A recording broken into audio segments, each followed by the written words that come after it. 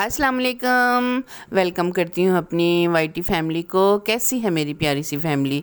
और जो अभी तक मेरी फैमिली में शामिल नहीं हुए, जल्दी से रेड बटन को दबा दें ताकि आप भी मेरी प्यारी सी फैमिली का हिस्सा बन जाएं और हम एक दूसरे को मिलकर सपोर्ट करें।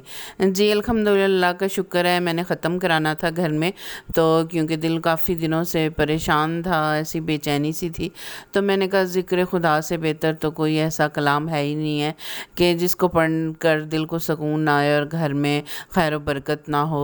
तो बस दिल में थोड़ी सी थी ख्वाहिश के ख़त्म करवाना है, तो अल्हम्दुलिल्लाह अल्लाह ताला ने तौफीक दी और ये रास्ते आसान किए और ख़त्म हो गया। तो बच्चे वगैरह तो अंदर बैठे हुए थे, वो अंदर पढ़ाई कर रहे थे, तो जगह कम थी, तो मैंने कहा चलें थोड़ा सा आपके साथ शेयर करने के लिए मैंने शूट कर लिया। तो अल्लाह ताला सब की नज़रें न्याज़ें कबूल करे और अल्लाह ताला मेरी न्याज नज़र को भी कबूल करे और अपने प्यारे हबीब के सदक़े में हमारी परेशानियों को हल करे। जी यहाँ पे मेरी बिटिया ने अपनी बहना के लिए प्यारा सा कार्ड बनाया था। जी उसकी बर्थडे थी, तो उसने कहा कि मम्मा मैंने कार्ड बनाना है उसके लिए। मैंने कहा बेटा बनाओ, लेकिन उसका प्यार देखिए, उसकी मिस्टेक्स नहीं देखिएगा। बच्चों को ऐसे ही छोटी छोटी चीज़ें करनी चाहिए ताकि उनका कॉन्फिडेंस भी बढ़े और थोड़ा सा प्यार अपना जो दिखाना चाहते हैं वो दिखा सकें। तो वो बड़ी होती कि मम्मा प्यारा बनाया। बहुत प्यारा बनाया। जी यहाँ पे ख़त्म वगैरह से माशाल्लाह फ़ारिग होके मैं सारे काम शाम फ़ारिग हो गए थे, सफाइयाँ बर्तन शर्तन धो के और हर चीज़ अपनी जगह पे रख दी थी मैंने। तो बड़ी रिलैक्स फ़ील कर रही थी कि मैं अल्हम्दुलिल्लाह अल्लाह का लाख लाख शुक्र है।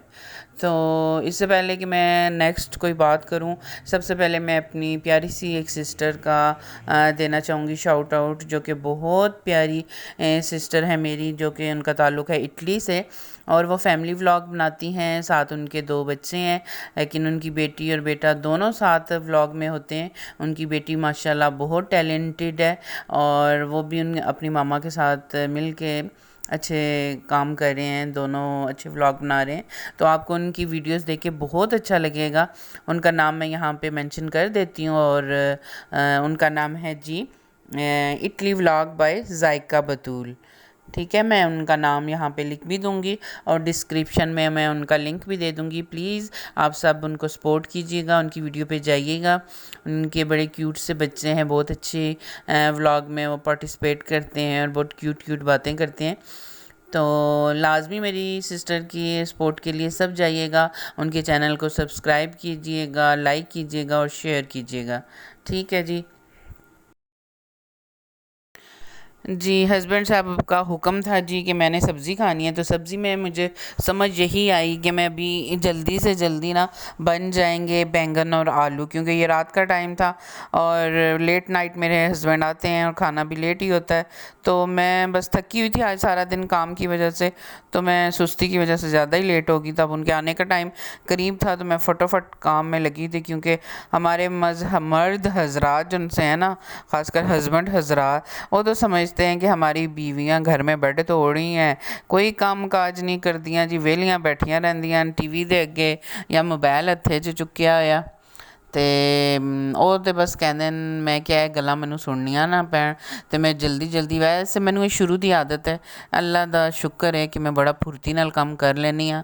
ਇਹ ਅਲੱਗਾ ਗੱਲ ਹੈ ਕਿ ਉਮਰੇ ਦੇ ਨਾਲ ਨਾਲ ਜ਼ਰਾ ਬੰਦਾ ਥੋੜ੍ਹਾ ਪਿੱਛੇ ਪਿੱਛੇ ਹੋ ਰਿਹਾ, ਅਤੇ ਅਲਹਮਦੁਲਿਲਾ ਮੇਰੇ ਹੱਥ ਬੜੇ ਚੱਲਦੇ ਨੇ ਜੀ। ਮੈਂ ਕਿਚਨ ਵਿੱਚ 3-3 4-4 ਆਂਡੀਆਂ ਮਿੰਟਾਂ 'ਚ ਬਣਾ ਲੈਂਦੀ ਹਾਂ, ਅਤੇ ਫਟਾਫਟ ਕੰਮ ਹੋ ਜਾਂਦਾ ਹੈ। ਸੁਸਤੀ ਨਹੀਂ ਮੈਨੂੰ ਪਸੰਦ ਕੁਕਿੰਗ ਵਿੱਚ।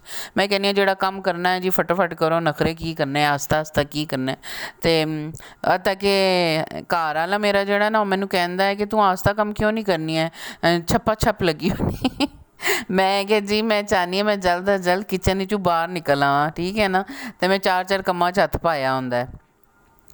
ਤੇ ਫਟਾਫਟ ਜੀ ਇਹ ਤਿਆਰ ਹੋ ਗਈ, ਬੈਂਗਨ ਤੇ ਆਲੂ ਦੀ ਸਫਾਈ ਹੋ ਗਈ, ਕਟਿੰਗ ਸ਼ਟਿੰਗ ਹੋ ਗਈ, ਤੇ ਫਟਾਫਟ ਹੁਣ ਮੈਂ ਮਸਾਲਾ ਬਣਾਵਾਂਗੀ ਤੇ ਵਿੱਚ ਪਾ ਦੇਵਾਂਗੀ। ਅੱਜ ਮੈਂ ਪੰਜਾਬੀ ਸਟਾਈਲ ਨਾਲ ਛਿਲਕਾ ਲਾਏ ਬਗੈਰ ਪਕਾਏ ਨੇ, ਤੇ ਵੈਸੇ ਮੇਰੇ ਬੱਚੇ ਨਹੀਂ ਖਾਂਦੇ, ਤੇ ਬੱਚਿਆਂ ਵਾਸਤੇ ਮੈਂ ਹਮੇਸ਼ਾ ਛਿਲਕਾ ਲਾ ਕੇ ਹੀ ਪਕਾਇਆ ਹੈ। ਤੇ ਉਹ ਬੁਰਤਾ ਜਿਹਾ ਲੱਗਦਾ ਹੈ, ਤੇ ਬੱਚਿਆਂ ਨੂੰ ਪਤਾ ਹੀ ਨਹੀਂ ਲੱਗਦਾ ਪੱਕਿਆ ਕੀ ਹੈ ਅੱਜ, ਬਸ। ਤਾਂ ਉਹ ਬੜਾ ਮਜ਼ਾ ਕਰਦਾ ਹੈ। ਤੇ ਨਾਲ ਮੈਂ ਮਸ਼ੀਨ ਵੀ ਲਾਈ ਸੀ, ਕੱਪੜੇ ਵੀ ਧੋ ਰਹੀ ਸਾਂ, ਕਿਉਂਕਿ ਆਇਜ਼ਾ ਸੁੱਤੀ ਹੋਣੀ ਇਸ ਟਾਈਮ, ਤੇ ਸਾਡੇ ਘਰ ਜਗ੍ਹਾ ਨਹੀਂ ਹੈ ਜੀ ਕੱਪੜੇ ਪਾਉਣ ਦੀ, ਸਾਫ਼ ਜੀ ਗੱਲ ਮੈਂ ਦੱਸਾਂ। ਤੇ ਮੈਂ ਸਕੂਨ ਹੁੰਦਾ ਹੈ ਰਾਤੀ ਅੱਜ ਦਾ ਸੁੱਤੀ ਹੁੰਦੀ ਹੈ, ਮੈਂ ਆਰਾਮੇ ਨਾਲ ਕੱਪੜੇ ਧੋ ਲੈਂਦੀ ਹਾਂ ਤੇ ਅੰਦਰ ਹੀ ਪਾ ਦਿੰਦੀ ਹਾਂ। ਤੇ ਸੁਬਾਹ ਫਿਰ ਮੈਂ ਉਹ ਗੈਰਾਜ ਵਿੱਚ ਥੋੜ੍ਹੀ ਧੁੱਪ ਛੁਪ ਆਏ ਤੇ ਮੈਂ ਉੱਥੇ ਪਾ ਦਿੰਦੀ ਹਾਂ ਤੇ ਹਵਾ ਸ਼ਵਾ ਲੱਗ ਜਾਂਦੀ ਹੈ। ਕਿਉਂਕਿ ਮੈਂ ਉੱਤੇ ਪਾਉਣ ਜਾਵਾਂ ਤੇ ਫਿਰ ਮੈਂ ਲਾਵਾਂ ਕਿੰਝ, ਫਿਰ ਮੈਂ ਉੱਤੇ ਜਾਵਾਂ ਤੇ ਫਿਰ ਮੈਂ ਆਵਾਂ ਕਿੰਝ। ਤੇ ਇਹ ਇੱਕ ਹੋਰ ਅਲੱਗਾ ਇਸ਼ੂ ਹੈ, ਕਦੇ ਮੈਂ ਤੁਹਾਨੂੰ ਦੱਸਾਂ ਜੇ ਇਸ ਦੇ 'ਚ ਮਸਲਾ ਕੀ ਹੈ।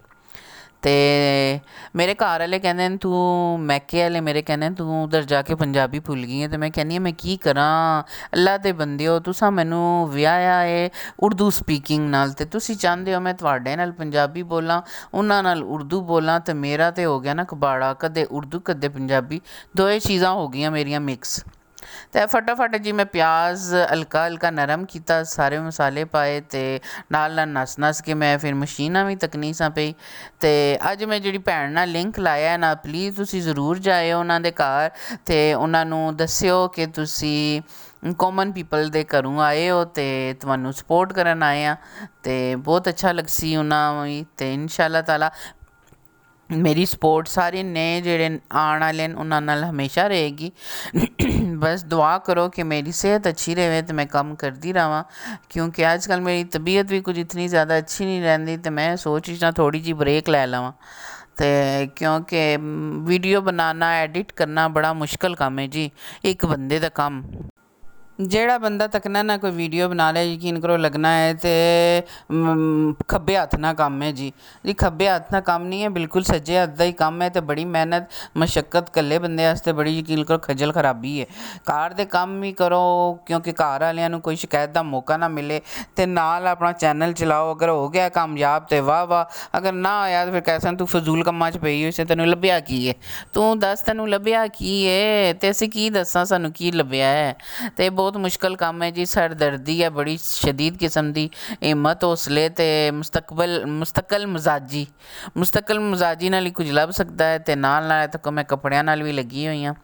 ਮੈਂ ਕਹਿ ਰਹੀ ਹਾਂ ਕੰਮ ਮੁੱਕ ਜਾਏ, ਕਿਉਂਕਿ ਰਾਤੀ ਦਾ ਟਾਈਮ ਹੱਤਾ ਕਿ ਮੈਨੂੰ ਕਹਿੰਦੇ ਨੇ ਤੁਸੀਂ ਰਾਤ ਦੇ ਜੁਗਨੂ ਹੋ, ਰਾਤੀ ਜਾਗਦੇ ਹੋ। ਮੈਂ ਕਿਹਾ ਕੀ ਕਰੀਏ, ਕੰਮ ਰੋਜ਼ਗਾਰ ਹਨ ਤੇ ਉਹ ਮੁੜਦੇ ਨੇ ਜਿਸ ਟਾਈਮ, ਉਸੇ ਟਾਈਮ ਸਾਡੇ ਵੀ ਕੰਮ ਖਤਮ ਹੁੰਦੇ ਨੇ। ਤੇ ਅੱਜ ਦੀ ਮੇਰੀ ਵੀਡੀਓ ਤੁਹਾਨੂੰ ਪਸੰਦ ਆਈ ਹੋਏ ਤੇ ਮੇਰੀ ਪੰਜਾਬੀ ਕਿੰਝ ਲੱਗੀ ਹੈ ਵੀ ਦੱਸਿਓ ਮੈਨੂੰ। ਤੇ ਮੈਂ ਜਿਹੜਾ ਕੱਪੜੇ ਸ਼ੱਪੜੇ ਧੋਨੀ ਹਾਂ ਨਾਲ ਨਾਲ ਪਾਉਂਦੀ ਜਾਂਦੀ ਹਾਂ ਤੇ ਵੀਡੀਓ ਦਾ ਕਰਨੀ ਆ ਮੈਂ ਇੱਥੇ ਇਖਤਤਾਮ। ਅਗਰ ਮੇਰੀ ਅੱਜ ਦੀ ਵੀਡੀਓ ਪਸੰਦ ਆਈ ਹੈ ਤੇ ਲਾਈਕ ਐਂਡ ਸ਼ੇਅਰ ਕਰ ਦੇਣਾ ਤੇ ਢੇਰ ਸਾਰੇ ਕਮੈਂਟਸ ਕਰਨਾ। ਤੇ ਇਨਸ਼ਾ ਅੱਲਾਹ ਤਾਲਾ ਬੇਫਿਕਰ ਰਹੋ ਮੇਰੀਆਂ ਭੈਣਾਂ, ਤੁਸੀਂ ਫਿਕਰ ਨਾ ਕਰੋ। ਮੈਂ ਇਨਸ਼ਾ ਅੱਲਾਹ ਸਾਰਿਆਂ ਦੀ ਵਾਰੀ ਅਸੀਂ ਸਾਰਿਆਂ ਨੂੰ ਦੇਸਾਂ। ਬਸ ਉਹ ਕਹਿੰਦੇ ਹੁੰਦੇ ਨਾ ਜਾਨ ਹੈ ਤੇ ਜਾਨ ਹੈ, ਮੇਰੀ ਤਬੀਅਤ ਹੋਈ ਤੇ ਸਭ ਕੁਝ ਹੈ, ਠੀਕ ਹੈ ਨਾ ਜੀ। ਤੇ ਬਸ ਮੇਰੇ ਵਾਸਤੇ ਦੁਆ ਕਰਿਓ ਅੱਲਾ ਜੀ ਮੈਨੂੰ ਸਿਹਤ ਦੇ ਤੇ ਮੈਂ ਇੰਝ ਹੀ ਤੁਹਾਨੂੰ ਸਪੋਰਟ ਕਰਦੀ ਰਹਾਂ। ਤੇ ਅੱਲਾਹ ਤਾਲਾ ਤੁਹਾਨੂੰ ਵੀ ਆਪਣੇ ਘਰਾਂ 'ਚ ਖੁਸ਼ ਰੱਖੇ ਤੇ ਆਬਾਦ ਰੱਖੇ ਤੇ ਕੋਈ ਪਰੇਸ਼ਾਨੀ ਗਮ ਤੁਹਾਡੇ ਨਜ਼ਦੀਕ ਨਾ ਆਏ। ਤੇ ਇੱਕ ਦੂਜੇ ਨੂੰ ਸਪੋਰਟ ਕਰਦੇ ਰਹੋ ਤੇ ਇਨਸ਼ਾ ਅੱਲਾਹ ਸਾਰੇ ਕਾਮਯਾਬ ਹੋਣਗੇ। ਦੁਆਵਾਂ ਯਾਦ ਰੱਖਿਓ। ਰੱਬ ਰੱਖਾ। ਅੱਲਾ ਹਾਫਿਜ਼।